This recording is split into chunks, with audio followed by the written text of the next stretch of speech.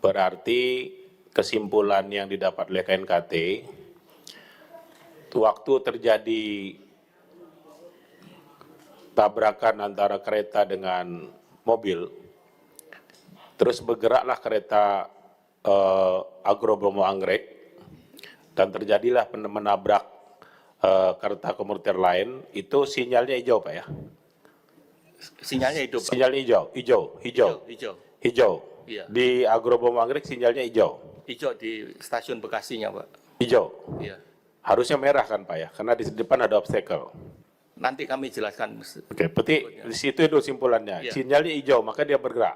Maka dia bergerak. Nah, waktu Anggrek dan komuter lain, yang merah itu adalah kereta yang ditabrak Argo Bromo Anggrek atau KA 5568A.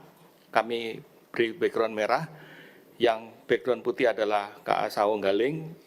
Yang background hijau adalah KA 5181 komuter lain yang menabrak taksi hijau, maka kami beri warna hijau.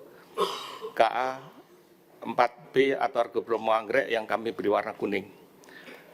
Pada pukul 20.3359, KA 5568 komuter lain masuk dan berhenti di jalur 6 stasiun Bekasi. Nanti ini menjawab pertanyaan dari Bapak Ketua mengenai berapa lama antara tabrakan taksi dan berapa lama tabrakan terhadap KA Bromo Anggrek dengan komuter lain. Pukul 20.3445 sampai dengan pukul 20.3832 KA Sawunggaling masuk dan berhenti di jalur 3 stasiun Bekasi untuk proses naik turun penumpang. Selanjutnya KA 116 berangkat dari stasiun Bekasi melalui jalur 3 menuju ke timur. Pukul 20.4532 KA 5568 komuter lain berangkat dari stasiun Bekasi menuju stasiun Bekasi Timur. Pukul 20.4813 sampai 20.4829 KA 5568A proses masuk dan berhenti di stasiun Bekasi Timur di jalur 1 Hulu.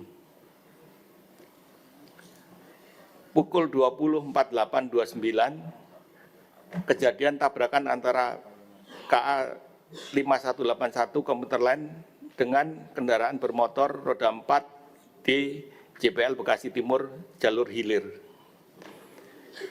Ini jamnya 20.4829, Pak. Pukul 20.4829 sampai 20.4853 KA 5568A proses naik turun penumpang di jalur Hulu Stasiun Bekasi. Pukul 20.4853 sampai dengan pukul 20.4859 KA 5568 setelah naik turun penumpang berjalan 1,69 meter, jadi cuman pendek aja, dan berhenti karena masinis melihat kerumunan masyarakat di jalur hulu. Pukul 20.5043 KA Bromo Anggrek berjalan langsung di jalur 3 stasiun Bekasi dengan sinyal keluar J12 beraspek hijau atau berwarna hijau. Pukul 20.5212 terjadi tabrakan antara KA 4B Argo Bromo Anggrek dengan KA. Sebentar Pak. Kita tidak mencari siapa yang salah, Pak ya. Berarti kesimpulan yang didapat oleh KNKT, waktu terjadi tabrakan antara kereta dengan mobil, terus bergeraklah kereta Agro Bromo Anggrek dan terjadilah menabrak kereta komuter lain, itu sinyalnya hijau, Pak ya? Sinyalnya hidup, Pak. Sinyalnya hijau. Iya. Di Agro Bromo Anggrek sinyalnya hijau. Hijau di stasiun Bekasinya, Pak. Hijau. Iya.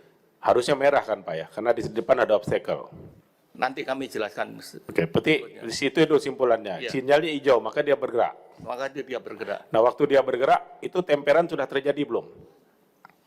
Di saat 20 5043 sudah terjadi, Pak. Sudah terjadi, ya, cukup sampai situ ya Pak, cukup. Iya. Terima kasih. Jadi 20.52.12 terjadi tabrakan, jadi antara tabrakan KA 5181 dengan taksi dan jeda waktu dengan KA Bromo Anggrek tabrakan dengan komuter lain 5568 sekitar 3 menit 43 detik. Jadi memang cukup singkat antara tabrakan 5181 dengan tabrakan Argo Bromo 3 menit 43 detik. Lanjut. Nah ini KPK yang kami coba tampilkan bahwa KA 5568 mengalami keterlambatan sekitar 8 menit, sedangkan KA Bromo Anggrek lebih cepat 3 menit dari waktu yang kedatangan di stasiun Bekasi Timur. Maksudnya dia tidak patuh dengan apa namanya tadi Pak Menteri? KPK tidak patuh dengan KPK berarti pergerakan kereta ini. Kami akan analisa lebih Nah, lanjut. kesimpulannya begitu Pak ya. Berarti kan dia lebih cepat kan harusnya kan belum boleh berangkat dia. Kalau sesuai KPK. Datanya adalah seperti ini Pak yang kami. Seperti itu Pak ya. Ya. Nah, kalau kita ngacu ke KPK, ini saya tanya, ini kita tidak cari siapa yang salah Pak. Kalau ngacu ke KPK, dia kan lebih cepat 3 menit, kan gitu Pak? Argo Bromo Anggrek. Argo Bromo Anggrek, lebih cepat 3 menit, ya kan? Lebih cepat 3 menit kan Pak ya? Siap. Ya, berarti dia tidak patuh kepada KPK. Siap Pak. Ya, cukup Pak, makasih. Tegas saja Pak ini Pak KNKT. Ini kan supaya kita bisa mengandai di mana letak soalnya. Siap. Walaupun itu nanti tugas adik Mario yang ngurusin barang ini. Silahkan lanjut Pak. Siap. Lanjut. Ini peta lokasi kecelakaannya. Tadi juga sudah disampaikan oleh Bapak Menteri Perhubungan. Lanjut. Nah, kami sekedar menyampaikan apa yang terjadi dengan taksi Green SM itu, Pak. Lanjut. Ini pukul 20.48.29, kejadian kecelakaan di JPL 86 antara taksi dan KA 5181. Di gambar yang sebelah kanan, itu adalah situasi setelah terjadi kecelakaan, tapi sebelum terjadi kecelakaan antara KA Bromo Anggrek dengan KA 5586A. Jadi, di mana stasiun Bekasi Timur masih menyala lampunya ketika terjadi kecelakaan, kemudian lampunya mati. Nah, ini memperlihatkan bahwa kerumunan manusia atau orang ini menyebabkan KA 5568A menunda keberangkatannya. Lanjut.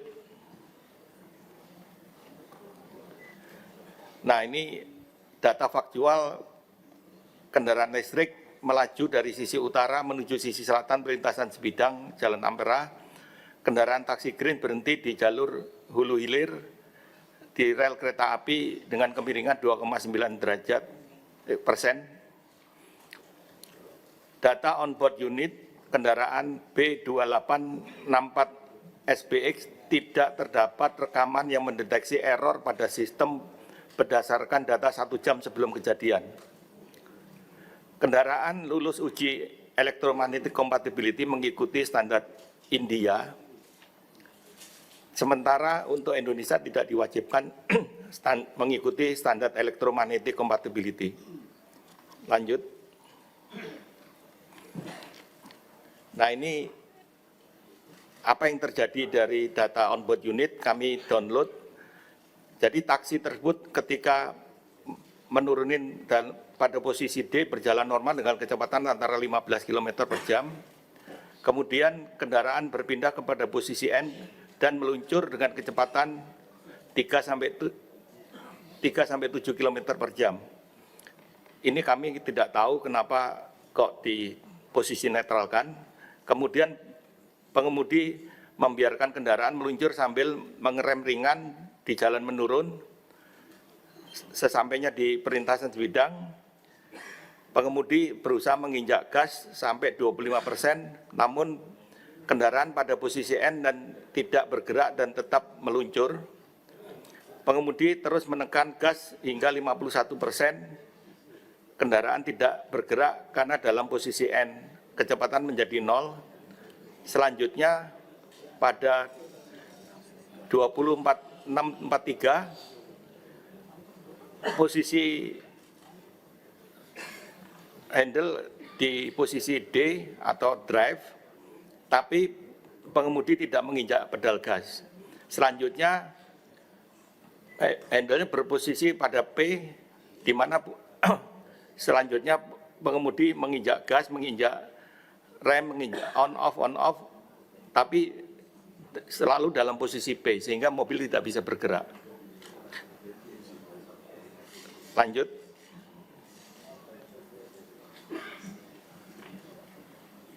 Dari data perusahaan kami melihat bahwa izin penyelenggaraan angkutan taksi reguler di Jabodetabek pada tahun 2024 kalau tidak salah itu adalah 9.995 unit, izin reguler bandara 200 unit, rasio kendaraan dan pengemudi 1:15. Jalur rekrutmen pengemudi secara normal antara 3 sampai 5 hari kerja. Proses pengenalan kendaraan melalui kelas teori secara singkat. Pelatihan mencakup cara menghidupkan mobil, cara parkir, lampu, indikator, knop transmisi, serta penggunaan sabuk pengaman. Tidak ada edukasi mengenai teknis kendaraan atau penanganan sistem saat terjadinya error. Knop lampu indikator pada saat siang hari susah dilihat. Pengemudi yang terlibat laka baru diterima melalui job fair dan Subscribe, share, like, and comment. Subscribe, share, like, and comment. Subscribe, share, like, and comment. Subscribe, share, like, and comment.